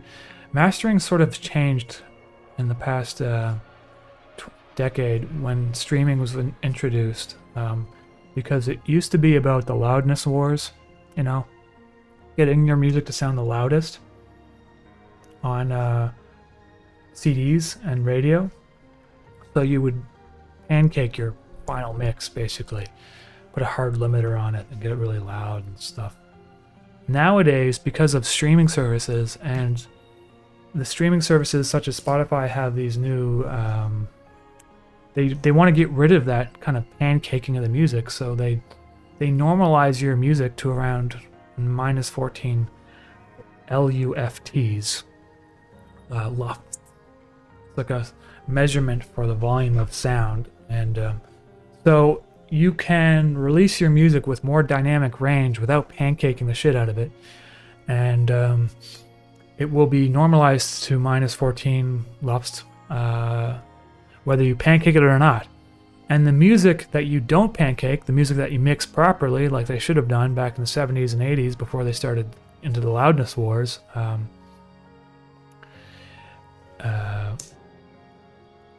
it has more dynamic range. So anyways, it's a good thing. So mastering nowadays is more about making sure that like your low end is centered and you don't have phasing issues, and that it's all at the right volume and there's no harsh clipping or anything, and that sort of thing. And also, so it's a little bit different than it used to be anyway.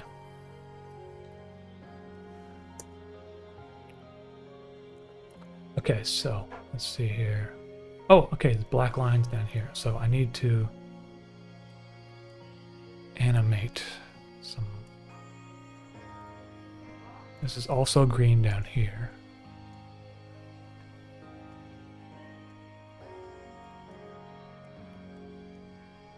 And over here.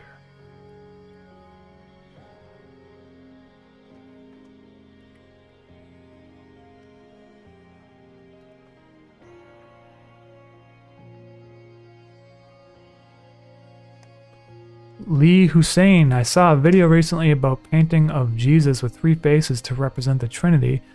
Was your design for smear inspired by these? You know, that's the strangest thing, because I saw that video after I released safe mode, and I was like, wow, that's really a weird coincidence. And I didn't do it intentionally, but I was aware of religious artworks using the 3-face kind of Trinity before, mostly like with the Indian culture, and I think with the Buddhist culture. There's some cultures have different gods with 3 faces. but it wasn't necessarily something I was thinking about when I drew Smear.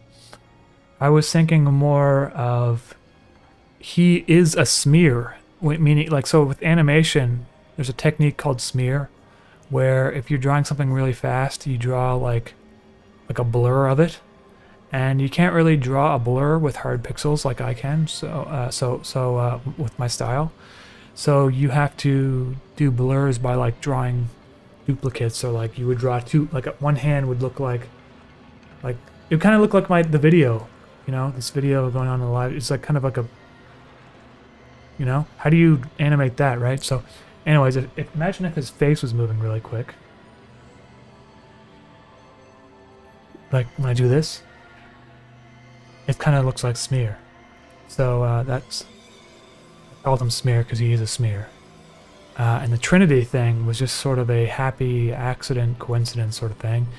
And it was interesting how that video just came out around the same time, because just sort of like creative serendipity or whatever you call it, or yeah.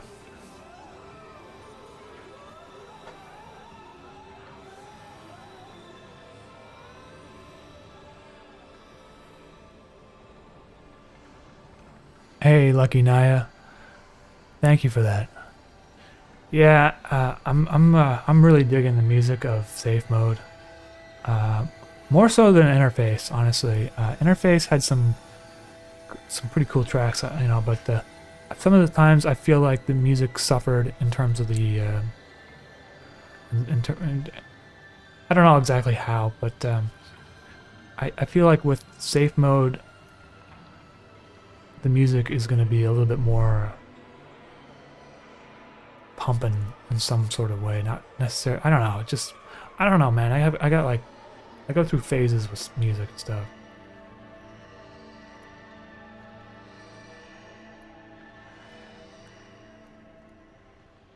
Interface is a very kind of like traditional soundtrack to it, is what I'm trying to say, and Safe Mode might be a little bit more experimental and electronic based. Purely electronic based, or mostly electronic based.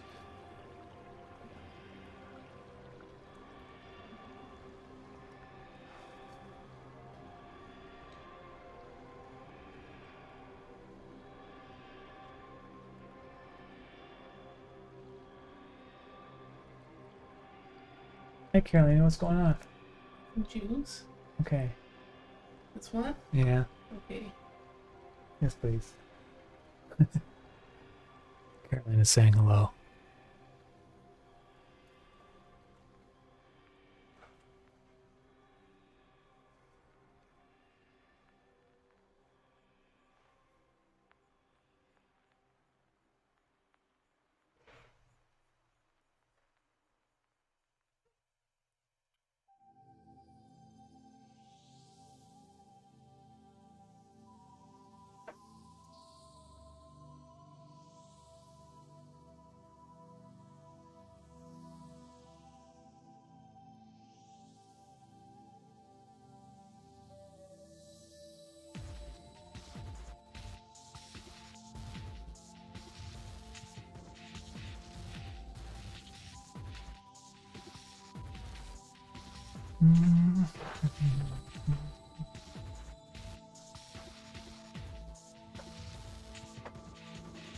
Green.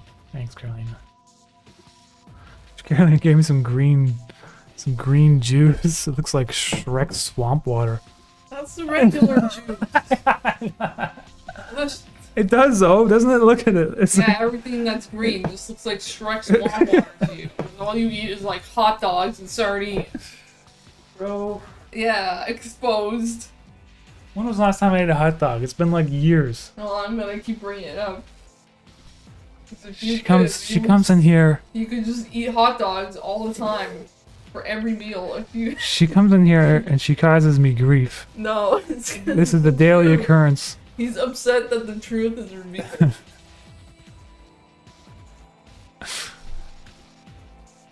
Drink your green. I know. Ben needs to drink their green.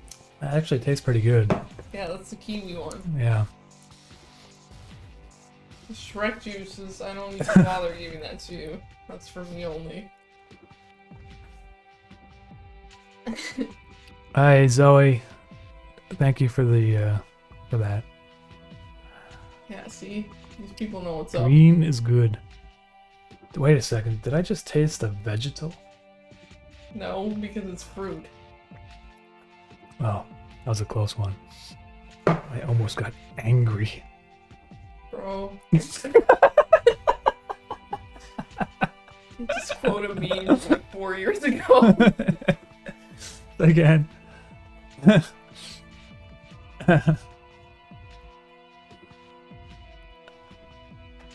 It's kiwi, it's not dog remains. What are you guys saying?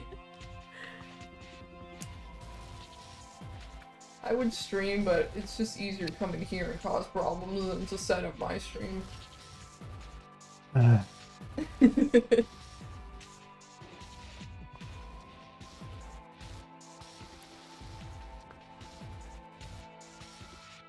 Alright, so I'm drawing this black texture in so that when I play it back, it's gonna flicker.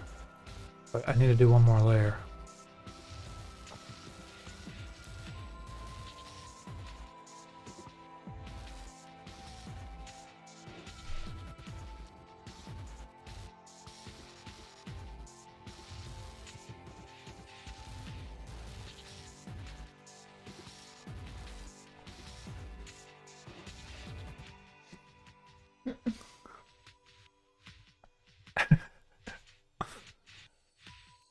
That face when you almost eat a vegetable. Yeah.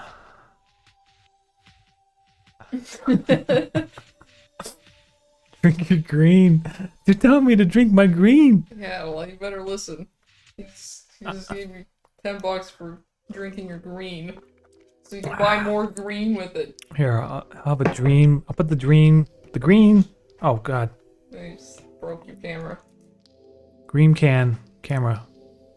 Right here. This is the green meter. You can see how much green you drink. Oh. Gross. Look, Ew. I'm like in a swamp right now. I'm like in a swamp of green. There you go. Lovely. Yeah. That's what you guys come here for, right? That's too close. Camera's not focused. Okay, there we go. Scordine, thank you for the super chat. Hello.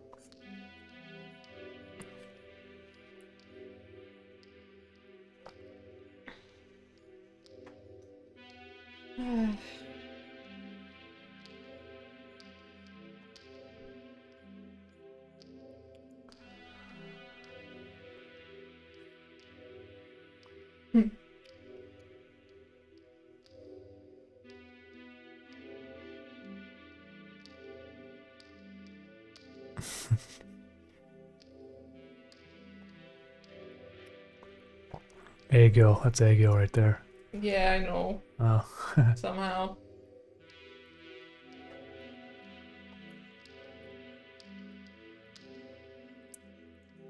I don't want to do work. What do I do, Justin? I don't know. I want to play some Tycoon. Oh, you go ahead. I don't care if we just.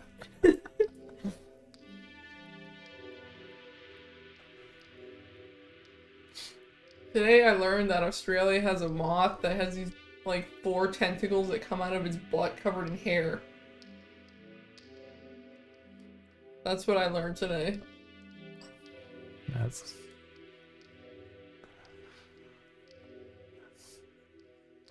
Carolina's zoo knowledge. Got mating tentacles. It makes itself attractive with disgusting long tentacles. Yeah.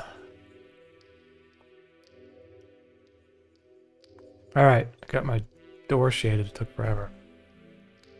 Oh yeah, it looks good though. I have to add some more over here.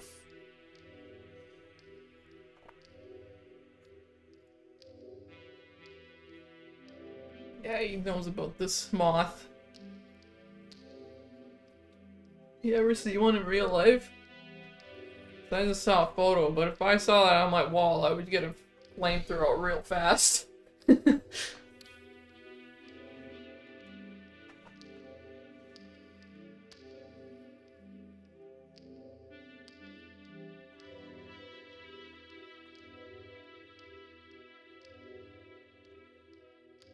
There's a picture of it in the Nature is Metal subreddit right now. It's really gross looking. It's like a starfish glued to a moth, basically. It's nasty. Yeah. These people can't even see you. You have to like sit over here. I don't want to be seen. You're like a ominous voice from the I distance. can't even read from this angle. Yeah. Can you see me now? Need a Carolina I just cam. want to be a loner and play Zoo Planet. Okay.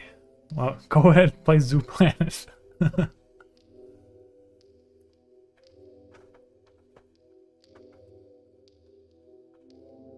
There, they saw me. I can go back to standing behind your head. Yeah.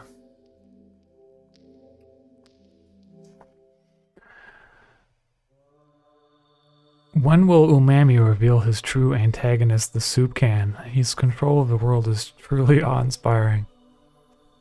Man, I started something, I just didn't finish it, and it's taking me forever. The soup son will come back sometime. Don't know when.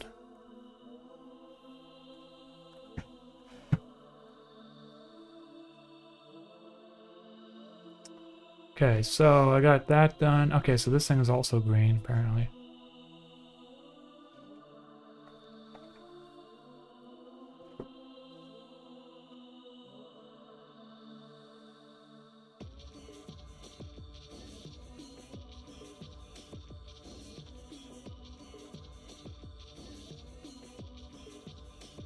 You're not drinking, you're green. Oh. Okay, I need to drink more of this.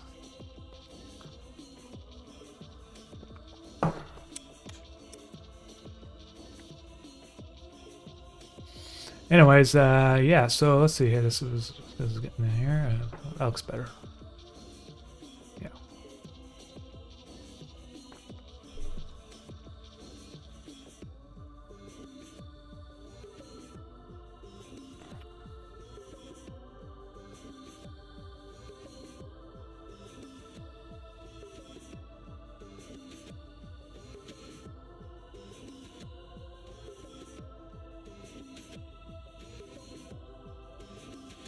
Now, let's see, what else I have to do? It's kind of like a shadowy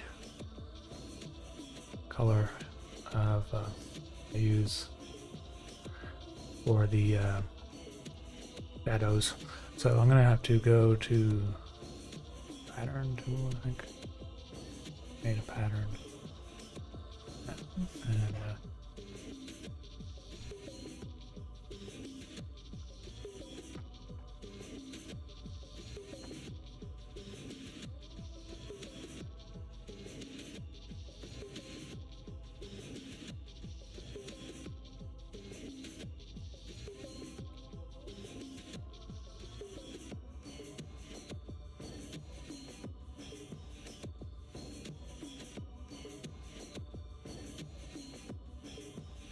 Okay, bye. bye, Carolina.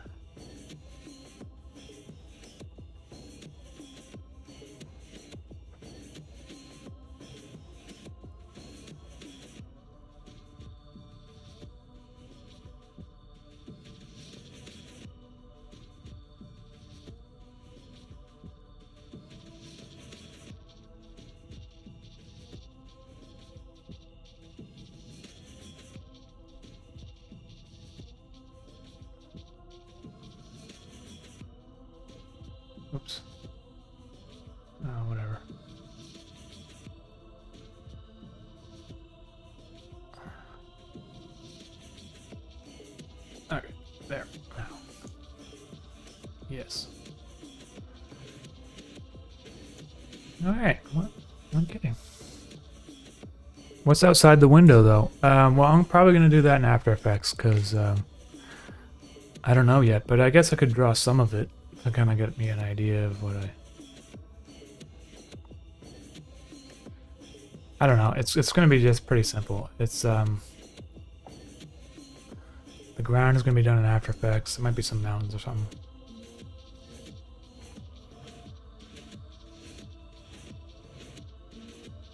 I don't really know. So you know what? I'm going to save that for another day because I'm feeling creatively drained right now. After I only did 2 shots, but like, yeah. Let's see here.